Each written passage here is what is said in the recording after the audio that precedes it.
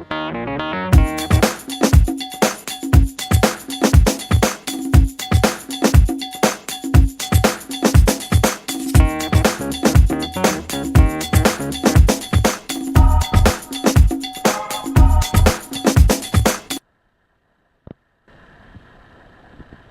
hello. I didn't see you come in. I was just reading up on my digital electronics. Why, you ask? The answer to that is that Project Lead the Way Incorporated has hired me, Professor Bizzolo, and my team to help them with a problem that they've been facing. What is this problem? The problem is that their current voting machine isn't working.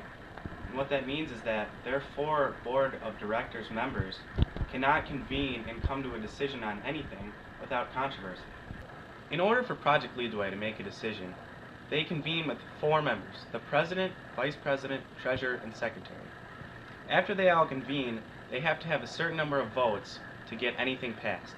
Either the president and one other member can both vote yes on a proposal, or if the president does not vote yes, then the 3 other members of the board must all vote yes in order for anything to get passed. The way that we will design this voting machine is by using the basic concepts of digital electronics. Let's get started, shall we? As the designers of this voting machine, what we first have to look at is what will make this voting machine work properly.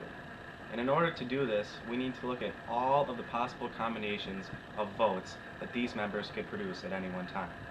So, for example, all 4 members could vote no, all 4 members could vote yes, 1 no, 3 yes. There are many combinations, 16 to be exact, that we need to look at and analyze. The way that we're going to do this is by creating something called a truth table, or a T-table. Before we get into the T-table, what we have to do is describe to you something called binary number system. Now, some of you may have heard of binary code before, having something to do with computers, and thought, wow, that sounds really complicated. But I am here to tell you, and more importantly, promise you, that we can teach you the binary number system and that it is not as complicated as you may think. Binary is a number system much like the decimal system that we use every day. The difference is that the binary number system has only 2 numbers, 0 and 1, whereas the decimal system we use every day, we can go from 0 to 9. The basic concepts of binary are actually pretty easy to understand. What they are is that a 0 in the binary number system is just looked as off. The number 1 is just looked as on. So for example, if you think about it like a light switch, if the light switch is off, this will be looked at as a 0. If the light switch is on, it's looked at as a 1. 0, 1. A pretty easy concept if you ask me. It is this basic concept of the binary number system that will help us design the new voting machine. So for example, if we look at the president's vote, if he were to vote no, we would compute his no as a 0. Alternatively, if the president were to vote yes on an issue, we would convert that to a 1. So no is a 0, 1 is a yes. That'll go for any member of the board. So, for example, if all of the board members vote no, that'll give us 4 zeros. If they all vote yes, it'll give us 4 ones. Now that you understand that there are 2 numbers in the binary number system, it'll be easy to understand that we also call the binary number system a base 2 system. To help you further understand the base 2 system, we will compare it with the base 10 system, also known as the decimal system, by showing you a series of pictures. First, we're going to look at the decimal system. Now, most people know how to count in decimal already. We're just going to describe it a little more thoroughly. So as you can see, there are 7 places on the screen. The 10 to the 0 simply represents the ones place. 10 to the first represents the tens place, 10 to the second, the hundreds place, and so on. So with the decimal number system, you can pick any number 0 to 9 to put in any one of these places. But depending on where you put any of these digits, depends on the value of the overall number. So for example, you see that the number 3 was placed in the 10 to the 0 column, or the ones place. What this means is that the number 1 is added 3 times, which simply gives us the number 3. If you look to the column to the left, 10 to the first, the tens place, you can see that the number 10 is added 5 times, which as we know gives us the number 50. So if we were to stop right here, we would see that we have a 5 in the tens place and a 3 in the ones place, and that simply gives us the number 53. Of course, we can go on and get our total number of 1,407,153, but we'll stop right there. All that you need to know is that since it is the base 10 system, every place to the left is just simply multiplied by 10. So the first place is 1, the second place to the left multiplied by 10 is 10, 100, 1,000, 10,000, and so on. So now let's look at the binary. As you can see, once again, we still have 7 places, but the difference for the binary system is that it is not base 10, rather it is base 2. So if you look all the way to the right, 2 to the 0 is simply the ones place. So if you want the number 1, you put a 1 in the ones place. This is the only number that is actually the same decimal and binary. If you go to the left, you can see that it is instead not multiplied by 10, but multiplied by 2 for each to the left. So 2 to the first would be 2. 2 to the second, 4, 2 to the third, and 8. The difference with this system is that you only have a 0 and a 1, not a 0 through 9. So you can either have a 1, which says yes, this number is existing in the overall number, or a no, which means no. So, for example, if you want the number 4, you cannot put the number 2 in the 2 to the first place, adding 2 times 2, which would give you 4. Instead, you have to put a 1 in the 4's place so that you end up with the number 100.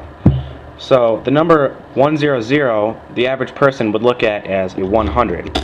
But since we look at it in the base 2 system, all this really means is that there's 1 4, 0 2s, and 0 1s, which gives us the number 4. So what we look at as the number 100, computers look at as the number 4.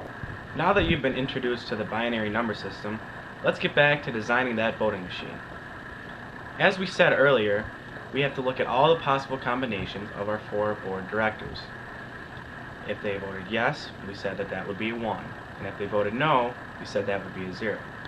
This may not have made a whole lot of sense at first, but now that we've described the binary number system, it might make a little more sense. So let's go ahead and look at that truth table. At first glance, the truth table looks just like an abundance of 1s and 0s.